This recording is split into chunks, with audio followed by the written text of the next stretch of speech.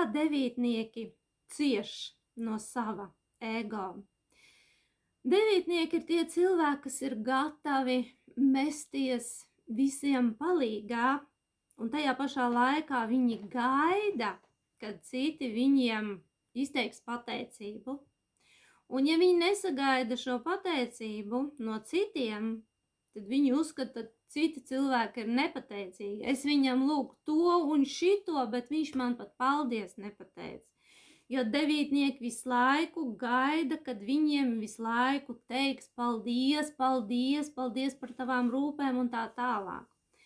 Devītnieki, negaidiet, rīkojieties nesautīgi, palīdzot citiem, un tad jums būs mazāk ciešanu un mazāk gaidu no citiem.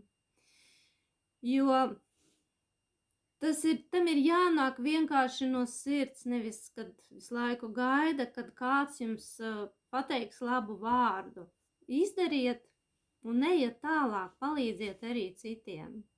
Nevajag dzīvot gaidās un tad kļūt agresīviem un nikniem un kareivīgiem un mesties citiem ar pārmetumiem virsū.